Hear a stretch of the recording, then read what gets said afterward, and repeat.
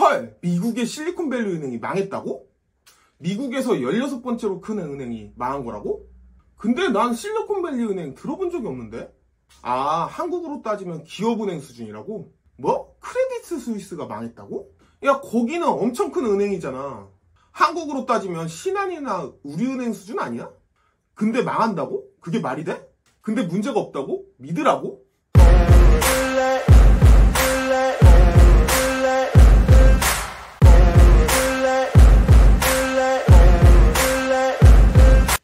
안녕하십니까. 요즘 세계 은행들이 계속 망하고 있어요. 사실 우리나라 입장에서는 은행이 공공재의 느낌이 있기 때문에 망한다는 걸 쉽게 생각하기는 힘들거든요. 근데 미국의 은행은 우리나라보다 공공재의 느낌이 조금 덜해요. 그래서 과거 리만 브라더스처럼 큰 은행이 망하는 걸 종종 볼 수가 있어요. 그래도 지금 일어나고 있는 세계 은행들이 망하고 있는 상황은요, 과거를 비추어 봐도 굉장히 큰 사건이기는 해요. 특히 크레디트 스위스 같은 은행은요, 규모로 봤을 때 망하기가 정말 힘든 은행으로 보여졌어요. 물론 UBS가 인수를 하긴 했지만 사실상 망한 거라고 보는 게 맞아요. 그러면서 코코본드를 전액 상각하기로 했다고 그렇게 이야기가 나오는데요. 금액이 22조가 넘는 금액이라고 하죠. 상각이라는 건 회계상의 절차인데요. 쉽게 말씀드리면 그냥 휴지되는 거예요. 그럼 코코본드가 뭐냐라고 물어보실 수 있는데, 사실 코코본드가 뭔지에 대해서 공부하는 상황이 일어나는 상황 자체가 문제예요. 일반 사람들은 사실은 코코본드에 대해서는 알 필요가 별로 없는 상황이긴 하거든요. 어쨌든 코코본드에 대해서 좀 설명을 해보면요, 코코본드는 조건부 채권이에요. 쉽게 말씀드리면 은행이 망할 것 같은 상황이 오면 이 채권을 주식으로 바꾸거나 혹은 갚지 않아도 된다, 이런 조건이 달린 채권이거든요. 근데 이렇게 불리한 조건이 달린 채권을 왜 사냐고요? 당연히 이자가 높으니까요. 그리고 관례상 이게 상각된 건 이번이 처음이에요. 얘를 상각시킬 수 있다고는 하지만 이걸 상각시켰을 때 파장은 매우 클 수 있거든요. 그렇기 때문에 상각은 시키지 않았었는데 이번에 정말 급했던 거죠.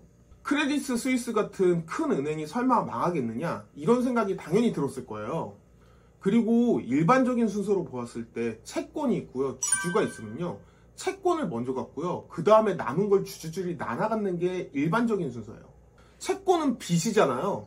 그리고 주주들이라는 건 이 회사의 주인이라는 얘기잖아요. 당연히 빚을 먼저 갚고 주인들이 나눠 가지는 게, 이게 일반적인 순서거든요. 일반적으로 채권 보유자가 주주들보다 순위가 높아요. 그리고 보통은 은행이 망해도 채권을 휴지 조각 만들면서 주주들만 살려준 적은 없어요. 그래서 이 채권을 사는 사람 입장에서 보면요, 최소한 주식으로 바꿔주겠지, 설마 상각시켜서 없애버리겠냐, 이런 생각을 했을 거예요. 여태까지 관례상 그런 적이 없기 때문에 설마 0이 되겠냐, 이렇게 생각을 했겠죠. 뭐 이런 생각을 하면서 사람들이 사는 거거든요. 불리한 조건이 있지만 이자를 높게 주고요, 그리고 엄청 큰 은행이죠. 그리고 여태까지 한 번도 상각된 적이 없는 상황을 생각해보면요, 상각 조건이 있어도 구해주겠지, 설마 저걸 빵을 만들까? 이런 생각을 했던 거죠. 실제로 크레디트 스위스 은행이 망한다 만다고 할 때도요, 이거를요 저가에 살 수 있는 기회다 라고 보고서 마지막에 이것들을 사간 사람들이 있어요. 불리한 조건 때문에 가격이 더 떨어졌고요, 더 많은 돈을 볼 수 있는 기회다, 이렇게 생각을 한 거겠죠. 근데 문제가 이게 진짜 0이 됐어요. 세계 코코본드 시장은 400조 정도라고 이야기를 하거든요. 이런 현상이 발생하면요, 이 시장은 자연스럽게 굉장히 축소가 될 거예요. 과거에는 휴지가 될 수 있다는 조건이 있었지만 실제로 휴지를 만들지는 않았지만 이번에는 실제로 휴지가 되는 걸 눈으로 보았잖아요. 당연히 사람들이 이거를 꺼려하겠죠. 코코본드를 들고 있는 사람들이 당연히 이걸 정리하려고 할 거예요. 이런 이례적인 결과가 나오는 것 자체가 지금 금융시장 자체가 굉장히 안 좋다는 이야기예요. 이렇게 지금 일어나고 있는 상황들만 보면요, 지금 금융시장은 정말 심각하게 안 좋아요. 사실 리만 때보다도 오히려 더 안 좋아 보이거든요. 근데 지금 소위 금융 전문가들이라는 사람들은요, 이번에 뭐 은행이 몇 개 더 망할 수는 있지만 큰 문제는 없이 지나갈 거다, 이렇게 이야기들을 하고 있거든요. 참 의아하죠. 저렇게 크게 벌어지고 있는데 금융 전문가들은 괜찮을 거다, 이렇게 이야기를 하고 있으니까요.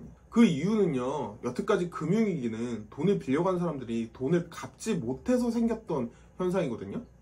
근데 이번 금융위기는 좀 다른 게 연준이 금리를 갑자기 올려서 생기는 현상이에요. 낮은 금리 상황에서 투자를 했던 은행들이 못 버티면서 벌어지는 상황이거든요. 한마디로 투자를 좀 잘못했던 거죠. 결국 투자 실패로 인해서 이루어진 사건이고요. 연준이 금리만 내리면 해결이 되기 때문에 금융위기까지는 가겠느냐? 보통 이런 시선이 우세해요. 이게 이번 일을 보면서도 느끼는 게요. 실제로 일어나는 현상보다 이 기대감이라는 게 실제 경제에서는요, 훨씬 더 크게 반영이 되는 것 같아요. 지금 일어나는 현상들은요, 리만 때 수준이거나 혹은 리만 때보다 더 커 보이거든요. 근데 사람들은 걱정하고 있지 않죠. 덕분에 주가에도 크게 영향을 미치고 있지는 않아요. 가만히 생각해보면요, 원래 은행은 위험한 게 정상이에요. 돈을 받아서 다른 데다 투자를 한다는 거는요, 쉽게 말하면 돈놀이 한다는 이야기잖아요. 근데 우리는 은행을 안전하다고 생각을 하고 있죠. 위험할 수밖에 없죠. 돈을 가만히 놔두면 은행은 망하거든요. 무조건 굴려야 돼요. 근데 우리가 은행을 안전하다고 생각하는 이유는요, 여태까지 그래 왔으니까요.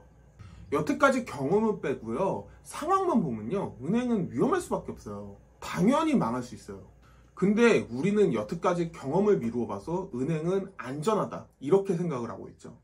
이 부분은 정말 경제나 사회 돌아가는 현상에 대해서 재미있는 부분이라고 생각을 해요. 비슷한 일인데 상황에 따라서 결과가 아예 다르게 나올 수 있거든요. 제 생각에도요, 이번 일이 전 세계적으로 금융위기까지 가게 될 것이냐 라고 물어보면요, 제 생각에도 역시 아니에요. 근데 일어나는 현상만 보면 굉장히 안 좋거든요. 그럼에도 불구하고 금융위기까지 가지 않겠다라고 생각하는 이유는요, 딱 하나예요. 연준이 금리만 내리면 해결이 된다는 거죠.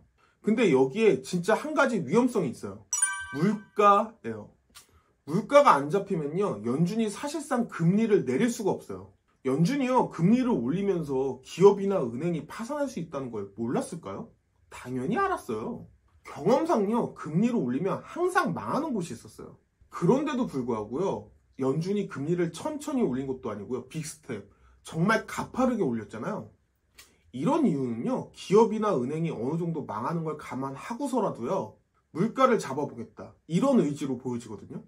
더 웃겼던 게요, 이런 상황에서 비트코인 가격은 한동안 올랐다는 거죠. 그래서 주식이라는 걸 항상 무리하면 안 되겠구나라고 생각하는 게, 주식이 사회 현상을 따라가지 않아요. 말이 안 되는 게요, 가장 위험한 자산이 비트코인이거든요. 그런데 이런 상황에서 비트코인은 오르고 있었으니까요. 경제 상황에서요, 사람들의 기대감 혹은 불안감 같은 게 모든 걸 덮어버릴 수 있다, 이런 의미로 저는 해석이 돼요. 비트코인이 올랐다는 거는요, 오를 수 있다는 기대감, 이거밖에 없거든요. 가만히 생각을 해보세요. 지금 상황이 이래요. 근데 우리나라 집값이 오를 수 있다고 생각을 하세요? 일반적으로 봤을 때요, 지금 우리나라 집값은요, 오를 수 있는 상황 자체가 성립이 안 돼요. 근데 올라갈 수 있다고 예상을 하는 사람들이 있는 건요, 우리나라 집값이 꾸준히 올라가고 있었기 때문이에요. 좀 떨어진다고 해도요, 시간 지나면 다시 올라갔기 때문에 그 기대감, 그거에 기대를 거는 거예요. 그리고 실제로 이런 기대감 때문에 집값이 조금 올라갈 수 있다고 생각을 하기도 해요. 이런 거 보면 경제라는 건 애당초 맞추는 게 불가능한 게 아닌가, 이런 생각을 하고 있기도 해요. 미래가 어디로 갈지 어떻게 예상을 하겠어요. 그런데 그래서 더 재미가 있는 것 같기도 해요. 저는 경제 돌아가는 걸 보면 재미가 있더라고요. 아무리 봐도 아닌 것 같은데 실제로는 올라가고요. 사람들이 다 그렇게 믿고 있죠. 답이 정해져 있는 수학이랑은 조금 다르긴 해요. 실제 과거의 경험 때문에 그런 건데요. 투자를 해도요, 무리하지 않게 투자를 하는 게 낫지 않을까라는 생각이 드는 요즘이에요.